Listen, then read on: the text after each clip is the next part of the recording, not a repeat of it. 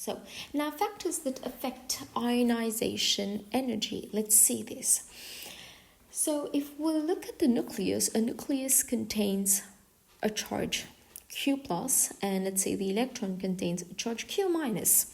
Okay, so Q plus Q minus, they attract each other, and anything that affects this attraction is going to affect the ionization energy, because the easier it is to remove that electron, the less is going to be the ionization energy. If it's very difficult to remove that outermost electron, ionization energy is going to be very high.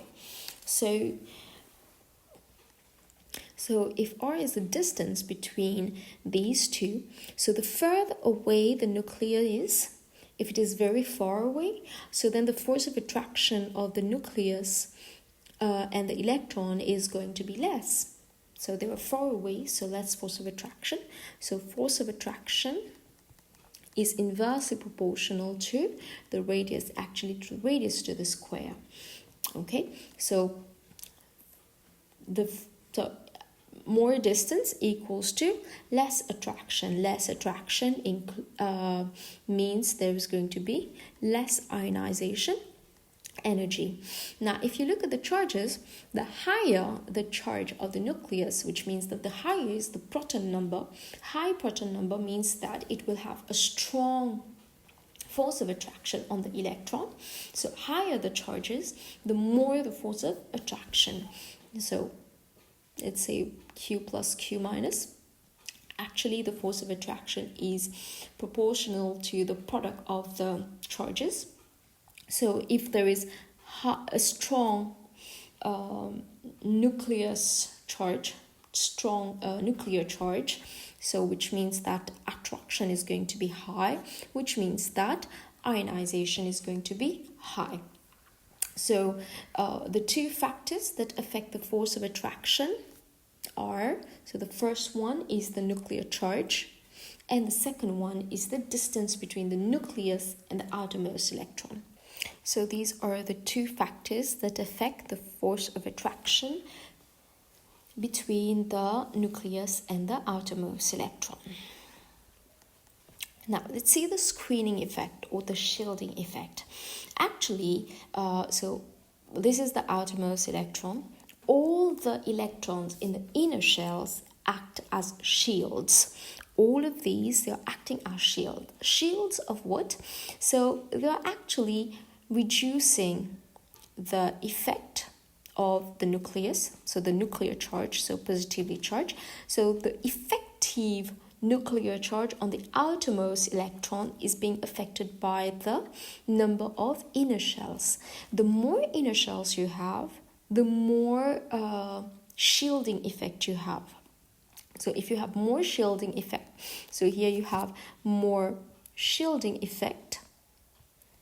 More shielding effect means there's going to be low ionization energy, because that electron is not held by a strong force, so it's going to be easily removed.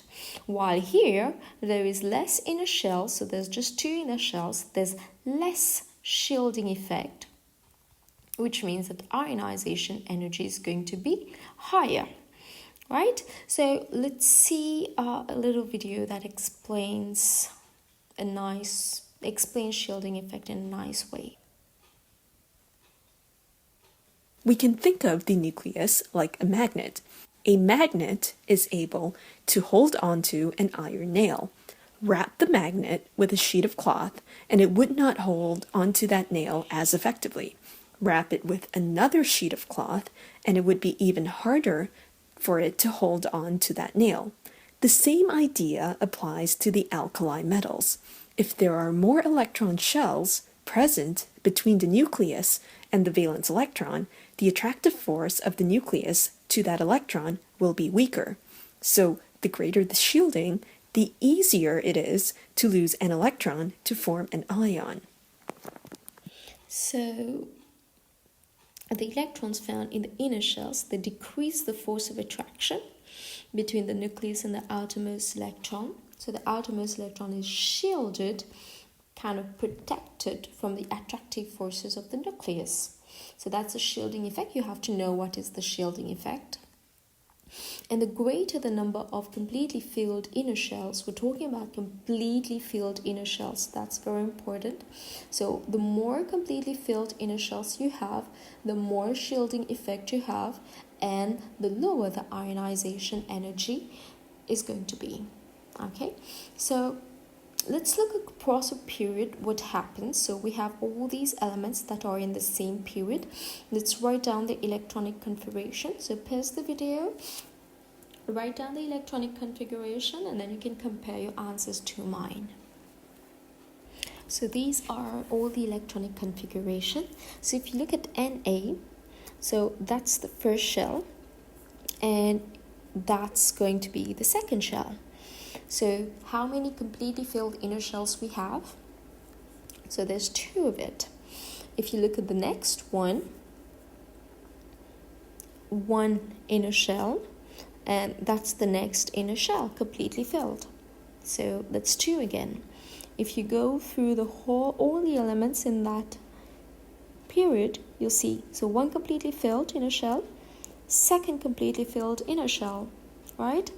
So these are the 2 inner shells that are completely filled.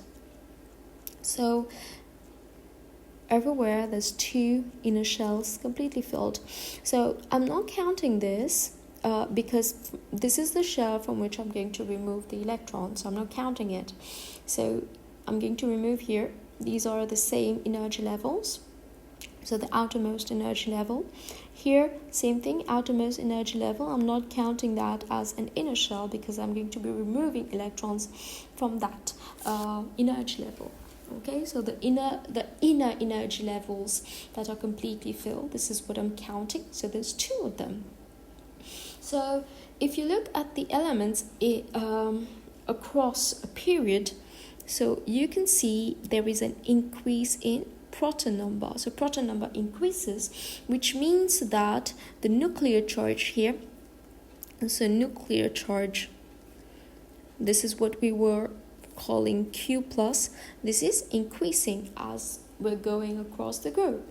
But as we are going across the group again, you see that there is the same number of shells, which means that there is the same shielding effect. It remains constant across the group. Shielding effect remains constant, which means that the charge, the nuclear charge, is the only thing that is actually going to affect the ionization energy. And when charge increases, ionization energy is going to increase. Which means that as we move across the period, there is a general increase in ionization energy due to a decrease in atomic radius. Now, why am I talking about decrease in atomic radius? So when the charge is increasing, actually, so the nucleus becomes more powerful, which means that it's able to attract the energy levels closer to it. So as it does so it's going to bring all these energy levels closer. So it brings all the electrons closer to it. So let's say that's our sodium. So there's 1, 2, and the third one. And then let's say that's the argon. Argon has 18 plus, that's 11 plus. So here, because it's 18 plus, it's going to bring them closer to it. It has high power, so it's a stronger magnet, so it can bring the negative charges closer to it, which makes it smaller in size. Which means that it's going to make it harder to ionize because the outermost electron is closer to the nucleus. Okay, so decrease in atomic radius. And if you have a periodic table, let's see the periodic table that shows atomic radius. So if you look at the atomic radius over here, you can see that across a period, the atomic radius is actually decreasing. Okay, so atomic radius is decreasing across a group. So that explains a general increase in ionization group. So we have three elements here that are from group 1. So let's see the electronic configuration and the number of inner shells. So these are their electronic configurations, and so the number of inner shells, so lithium. So if this is the outermost shell, so that would be the inner shell. So there's one inner shell. So that's the outermost shell here. So we have 1, 2 inner shells. And if this is the outermost shell, so we have 1, 2, and 3 inner shells. Okay, so as the number of inner shells increase, so what's going to happen to the shielding effect? So remember in the previous video, we talked about the shielding effect. So if this is the nucleus, the more shells you have between the nucleus and the outermost electron, so more shells you have, the inner shells are going to act as a shield. They're going to screen the force of attraction of the nucleus to the electron. So the more you have shells in between, the more is the shielding effect, and a higher shielding effect means that ionization energy is going to be lower. So inner shells increase, which means that ionization energy is going to decrease down a group. So it becomes easier to ionize elements down the group, because if you look at the number of shells, so down the group, elements become bigger, right? The atom becomes bigger, so there is a greater distance between the nucleus and the outermost electron. And there is also a greater number of shells between the nucleus and the outermost electron. So there's greater shielding effect. Okay, so of course there's also the nuclear charge that increases down the group. Normally, if nuclear charge increases, the attraction between the nucleus and the outermost shell should increase, but in this case it's the shielding effect that predominates. So shielding effect predominates over nuclear charge. So outermost electron becomes further from the nucleus and less strongly attracted. So if we look at this graph, so this is what we see. So this is across, all these are in the same period. So across a period, you see the trend, the increase in ionization energy. And if we look at the elements down the group, so let's say, so this is lithium, sodium, potassium. So you see there is a general decrease in ionization energy down the group. Let's look at another group. So that's group 2. So you see there is a general decrease of ionization energy as we move down the group, and there is a general increase in ionization energy across the same period. So you see, so that's the first period, that's the second period. So a lower period, the second period, the ionization energies is going to be less than the first period.